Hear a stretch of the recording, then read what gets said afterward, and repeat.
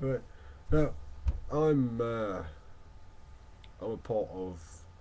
I like to affiliate myself with the free energy group of people on the planet, and there's some people that like the oil barons on the planet, and they like to affiliate themselves with them. Now, this brought me a lot of fun. Okay, it's the remnants of a cylinder head from a 2 litre 16 valve 200 brake horsepower petrol burning engine. Okay, now because the engine blew up, right, and the cylinder head cracked because the castings were made out of Mickey Mouse metal in a money saving project by Rover, yeah, the old British Leyland company. Um, like I say, the cylinder head cracked, and it started mixing oil and water together. And also, it started leaking oil out of one of the oil galleries as well, which is a very common fault on that particular engine, which is the K20 engine. I'm sure quite a few million man hours have been wasted doing cylinder head gaskets on the K20 engine, if not trillions of man hours. And because there's a mentality of doing things really, really quickly in oil baron land, obviously quick is better. Repeat head gasket jobs is an amazing feat that the English engineering trade just love, doing repeat head gaskets and then trying to blame it on substandard parts instead of substandard quality of workmanship.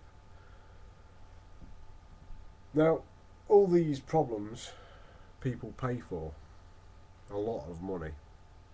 The average head gasket job, I should imagine, is around about the £800–900 mark. They start at around about £200 and they work themselves way up until around about 10, 12, 14, 20, £50,000, depending on what kind of engine and what kind of quality of car you've got. Let's face it, if you've got a V12 engine with 2 head gaskets, or if you've got a V12 engine with 6 head gaskets or more, you're talking a lot of labour time and a lot of expense for parts. We're talking Ferrari engines and you know, Aston Martins and, you know, high performance stuff. Now, unfortunately for the gasoline heads and the petrol heads, I class myself as a petrol head. I like the sound of V8s and V12s and extremely high tuned 4-cylinder cars. You know, it's just outstanding. And then the smell of the smell of Castrol R is nice. The smell of Silkaline, like a 2-stroke engine, it's beautiful. And you just open up the petrol tank on a car or a motorbike, and I'm happy. You know, I'm a petrol head. I like it. But even I, about 12, 14 years ago, realised after reading a lot of Gump from last century that the electric engine is far superior to the internal combustion engine. And when you see the power to weight ratio differences between the internal combustion engine and the electric engine, you suddenly start to realise that the electromagnetic engine is far superior. And we didn't even have the excuse that batteries were lacking in performance, because over 100 years ago we had battery technologies which could give us a fair 50 to 150 mile round trip, and that was over 100 years ago. Now we've got lithium ion batteries and even better batteries than that, and they don't take a lot to charge. Right here I've got a fast charging system, which does NiCads and lithium batteries. In the old days, to charge a NiCad or a lithium battery, these are just 600 milliamp hours, or I've got 1000 milliamp hour AAAs, and I've got 3 milliamp hour AA's. Now, the 3 milliamp hours, you're talking probably about 24 hours to charge on a regular charger, but this is an ultra fast charger. This charges them ultra fast. This will charge a 3 milliamp hour AA battery, which in my conventional charger takes around about, like I say, about a day. 28 hours I think it is to do a 3 milliamp hour battery in it. This does it in around about an hour to an hour and a half. If you plug it into your car on the car charger, it takes about an hour and a half to 2 hours. In your house in a normal socket, about an hour to an hour and a half, which is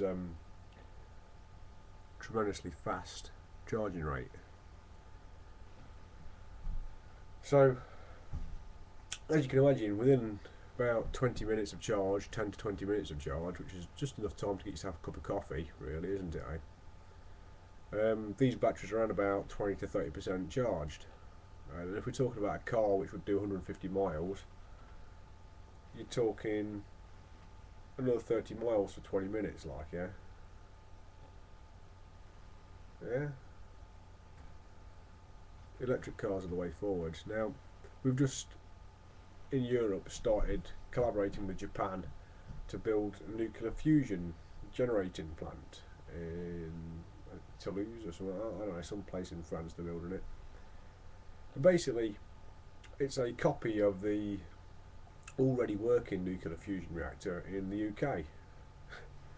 Now, at the moment, the one in the UK is around about the size of, it's in a university campus, and it takes up something around about the size of a sports hall.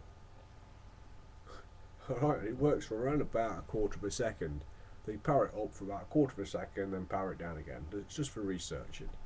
Yeah, and at that point, it produces the amount of power that it produces, right? Which is actually more power than what it takes to start the process in the first place. But I'm not talking about over unity today. What I'm talking about is a fusion generator.